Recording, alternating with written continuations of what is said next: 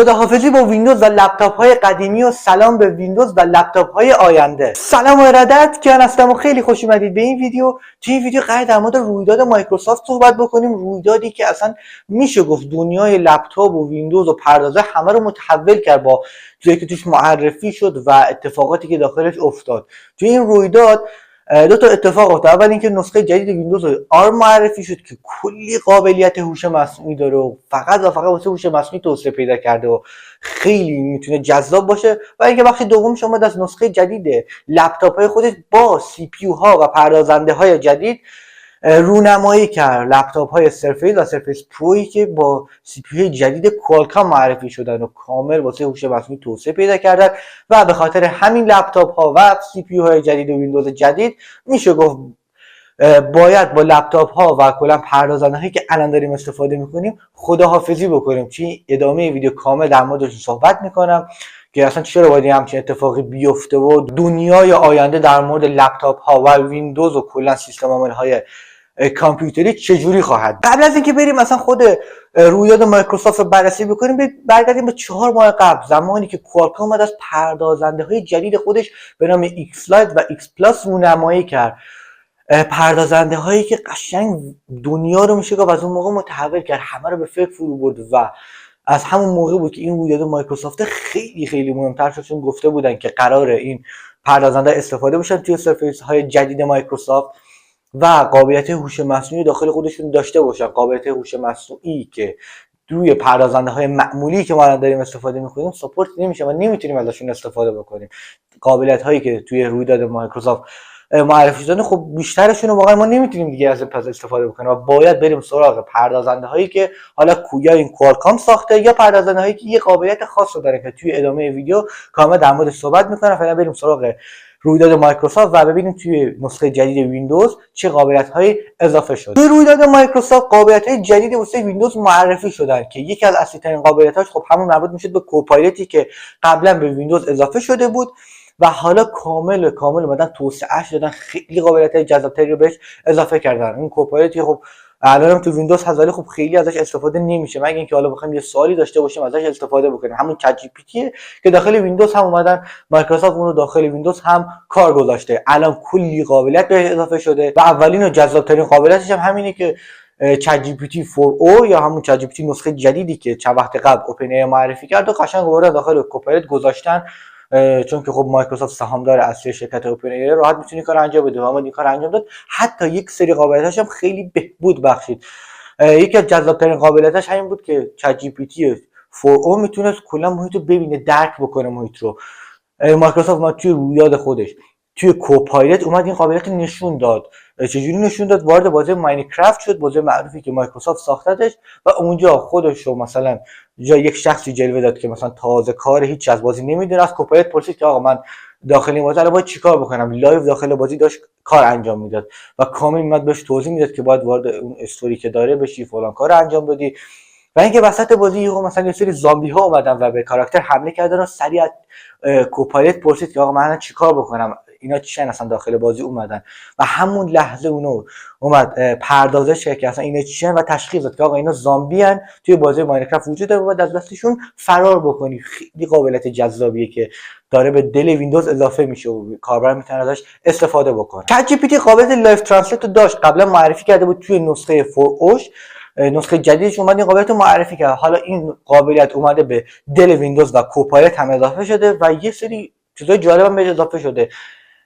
این کوپایلت میتونه لایو ترنسلیت رو به بهترین شکل ممکن انجام بده. مثلا یک زبان شخصی که خب مثلا به انگلیسی صحبت نمیکنه، حرفاشو بیاد ترجمه بکنه به زبان انگلیسی، واسه اتو کپشن به اصطلاح خود مایکروسافت بسازه و واسه زیرنویس بسازه، شما بتونید اون رو بفهمید. مثلا داخل یک کنفرانسی با کامپیوترتون دارید شرکت میکنید و داخل اون کنفرانس چند تا شخص وجود دارن که خب اونا زبان انگلیسی صحبت نمیکنن، مثلا یکیشون ژاپنی حرف میزنه، یکیشون اسپانیایی، یکیشون فرانسوی. میاد حرفای هر کدوم اینو ترجمه میکنه، واسهشون کپشن میزنه و به انگلیسی واسه شما ترجمه میکنه. 40 تا زبان میتونه ترجمه بکنه، فقط فعلا به انگلیسی و به زبانهای دیگه رو نمیتونه ترجمه بکنه و فعلا به انگلیسی ترجمه میشه، ولی قطعا توی آینده زبانهای دیگه هم بهش اضافه میشن و خیلی چیز جذابیه که داره توی کوپایلت و ویندوز ما داریم اونو میبینیم. کوپایلت کوپایلوت قراره به تنظیمات ویندوز هم اضافه بشه، بخش ستینگش هم اضافه بشه.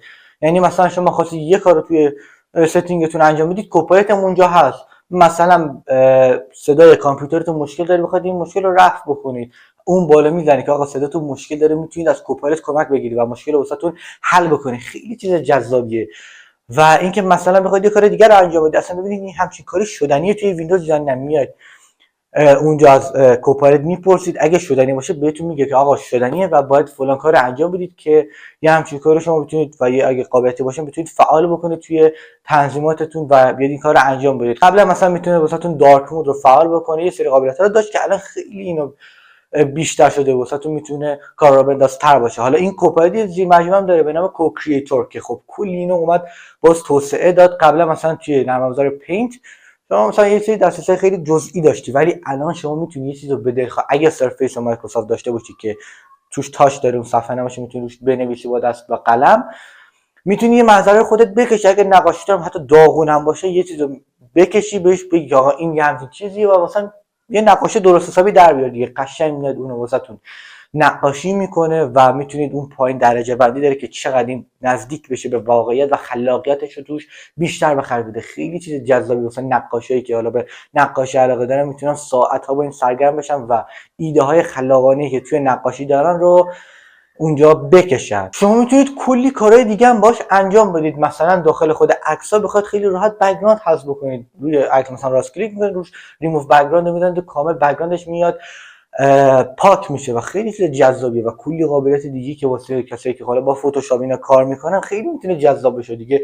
همه برنامه‌های دیگه رو بذارید کنار، با همین هوش مصنوعی مایکروسافت بیان کار بکنن و کاراشون رو جلو ببرن. یه قابلیت دیگه هم اضافه شد که حالا اون کلی داستان داره، قابلیت ریکال که توی مراسم معرفی شد و کلی داستان داره که در موردش صحبت می‌کنه. قابلیت ریکال میاد هر کاری که شما داخل ویندوز بخواید انجام بدید میاد ازش اسکرین شات میگیره و اونو حالا حفظ میکنه، یه جا واسه خودش نگه میداره.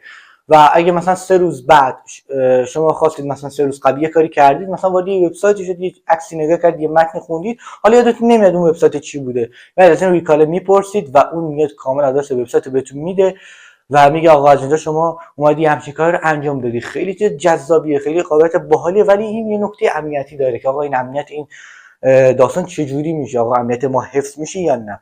مایکروسافت گفته آره حفظ میشه، ما همه این کارا رو توی ایج انجام میدیم. حالا ایج تو ادامه در موردش صحبت میکنم، با مرورگر ایج مایکروسافت فرق داره، تو ادامه در موردش صحبت میکنم و همه اینا داخل خود کامپیوتر شما انجام میشه، به بیرون درس پیدا نمیکنه و رمزگذاری میشه. ولی خب مایکروسافت هم حتی اومد در مورد این قابلیت صحبت کرد و گفت اگه همچین قابلیتی توی لپتاپ من باشه همون اول میام دیسیبلش میکنم و اینقدر که این میتونه مشکلات امنیتی داشته باشه. کلی از این شرکت‌ها میگن که آقا مشکلی اینا نداره، امنیت فول، ولی خب میبینیم هزار تا چیز اتفاق میفته و کلی اطلاعات کاربران برملا میشه. یه اصطلاح ایج گفتم من، حالا این اصطلاح اصلا چیه؟ مایکروسافت اومد کوپایلوت پلاس پی سی رو معرفی کرد، قابلیتی که حالا اگه بخوام در موردش توضیح بدم، قبلا مایکروسافت تمام پردازش‌های گرافیکیش رو داخل کلاود انجام میداد، داخل فضای ابری انجام میداد با توجه به پردازنده های گرافیکی اینویدیا که در اختیار خودشون فوق العاده بود. میومد فقط تو فضای ابری این کارو انجام میداد و خیلی هم خوب میومد این کارو انجام میداد، ولی نمیتونست این بیاد روی فضای واقعی کامپیوترتون انجام بده، اصلا بیاد داخل خود کامپیوتر پردازنده گرافیکی رو انجام بده.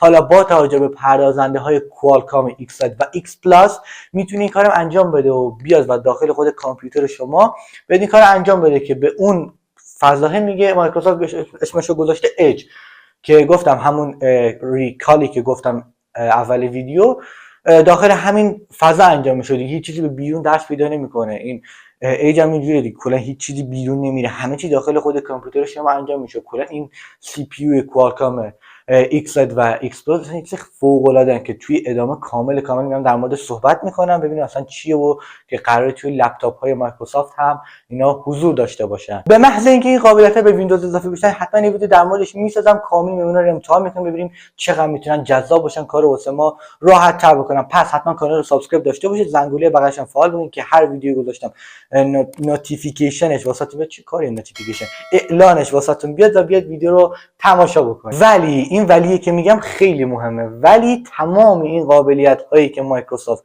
اکثرشون که معرفی کرد رو پردازنده و سی پی یو های معمولی که ما داریم نمیتونن اجرا بکنن. چرا؟ چون باید سی پی یو ما قابلیتی رو به نام NPU داخل خودش داشته باشه. NPU مخفف نورال پروسس یونیت هستش که نورال رو شنیده تو، ما توی نورالینک هم شنیده، به معنی عصب، یعنی پردازش های عصبی رو میاد انجام میده که همون مخصوص هوش مصنوعی دیگه. کاری که هوش مصنوعی انجام میده همین پردازنده باید بیاد انجام بده که NPU هستش، مثل CPU GPU که GPU مثلا کار گرافیک انجام میده، CPU کار پردازش دیگر انجام میده. این NPU هم داخل CPU قرار داره که کارهای هوشی مربوط به هوش مصنوعی، پردازش های عصبی رو انجام میده و باید اون پردازنده ما یه همچین قابلیتی داشته باشه. پردازنده الان ندارن، ولی مثلا کور i7 نداره همچین چیزی، نسخه 14 هم حتی نداره آخرین نسخه، ولی مثلا کور اولترا اینتل همچین قابلیتی داره و پردازنده های مثلا AMD هم، مثلا AMD واسه AI ساخته بود،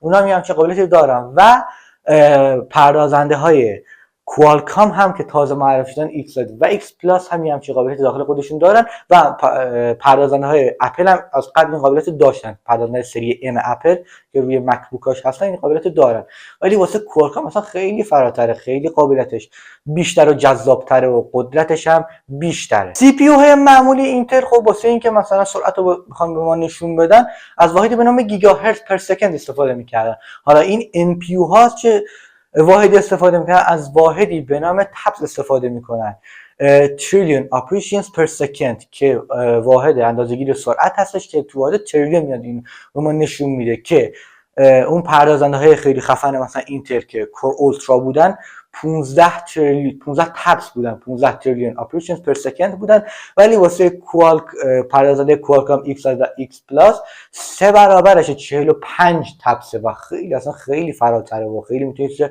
غول و خفنی باشه که داخل لپتاپ های سرفیس جدید، سرفیس معمولی نسل 7 و سرفیس پرو نسل 11 اومد اونا رو معرفی کرد و اومد با حتی مکبوک M3 هم اونو مقایسه کرد. M3 پردازنده M3 اپل، البته M3 معمولی، M3 پرو اولترا نه که چیز خیلی خفنی هم نیست این M3 به نسبت مثلا اولترا پروی که داره، ولی اومد مقایسه کرد گفت والا تو این بخش 58% بهتره، تو این بخش 20% بهتره و اینا، ولی خب هنوز خیلی جا داره که مثلا بخواد برسه به بقیه پردازنده های اپل، سری های خفن تر مثلا M3 و هنوز جا داره که به اونا برسه و هنوز کلی راه داره که بخواد با اونا رقابت بکنه، ولی معمولیشو شکست داده، خیلی خوب تونست عمل بکنه. حتی توی باتری هم 22 ساعت شما میتونی باهاش فیلم ببینی با لپتاپ های جدید مایکروسافت و 22 ساعت اصلا یاد خیلی زده. شما 22 ساعت لپتاپ بذار فقط فیلم ببین و شارژش تمام نمیشه. اینقدر مشکلی که توی لپتاپ ها ما داشتیم الان با این سی پی یو ها میتونه برطرف بشه، ما این مشکل دیگه نخواهیم داشت و میتونه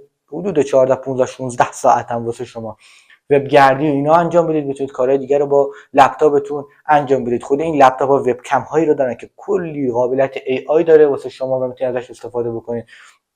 لپتاپ که چه عرض کنم، تبلت گونه، تبلت لپتاپ هر چیزی که هست، اون کیبورد جدا میشه، میتونید از با کیبورد کار بکنید، تاچش لمسی میتونید استفاده بکنید. یه ایرادی که داره کیبورد باید جدا بخری، یعنی اون تبلت اون صفحه رو بهتون میدن تبلت گونه اون کیبوردش رو جداگونه بخرید. فکر کنم $50 هم قیمتشه، قیمت نسبتا بالاییه، ولی خب یه همچین چیزایی وجود داره. داخل خودش قلم داره که میتونید با استفاده قلم روی صفحهش بنویسید و کلی اتفاقات جذاب دیگه، ولی همون اصلی ترین بخش همین پردازنده‌ای که داخل خودش میبینه. حالا گفتم پردازنده‌های کوالکام بر معماری آرم تمرکز داره، یعنی آرم بیس هستن. پردازنده معمولی مثلا اینتل X80 X86 بودن، ولی اینا روی آرم تمرکز دارن و روی آرم هستن و برنامه‌هایی که قرار روی این سی پی یو کوالکام اجرا بشه اصلا فرق میکنه. مثلا شما نسخه فتوشاپی که الان روی ویندوزتون داری نمیتونی همونو بندازی به روی پردازنده‌ای که آرم بیس هستش و این الان یه مقدار کارو سخت میکنه. تکلیف برنامه‌هایی که مثلا ما الان داریم استفاده میکنیم چی میشه؟ مایکروسافت گفته آقا 90% نسخه آرم جداگونه خودشون دارن، مثلا برنامه‌های معروفی که ما ازشون استفاده میکنیم، ولی اگرم نداشته باشه ما خودمون یه چیزی طراحی کردیم که میتونه جایگزین بشه، خودش میاد اونا رو ترجمه میکنه واسه هم دیگه. ایکس مثلا 86 رو میاد به آرم ترجمه میکنه، ولی خب حالا نمیدونیم باگ داره نداره، باید بیاد بیرون امتحان بکنیم ببینیم چه جوریه. و حالا اون نرم افزارهایی هم که ندارن نسخه آرم رو احتمالاً توی 4-5 ماه آینده این نسخه رو میدم. مثلا پریمیر نداره، فتوشاپ داره خودش نسخه آرم ولی مثلا پریمیر نداره و احتمالاً توی 4-5 ماه آینده شرکت ادوبی بیاد نسخه آرمش هم معرفی بکنه و همین اتفاق باعث میشه که ما خداحافظی بکنیم با سی پی یو هایی که الان داریم. تقریبا میشه گفت خداحافظی بکنیم. خیلی اصلا شاید کورای 7 مثلا نسل 14 داشته باشن و خب اصلا این میشه گفت خداحافظی بکنیم دیگه، بهش دردی تو آینده نمیخوره، حتی برنامه‌ها هم اجرا نمیشن و اگر هم اجرا بشن قابلیت آنچنانی ندارن.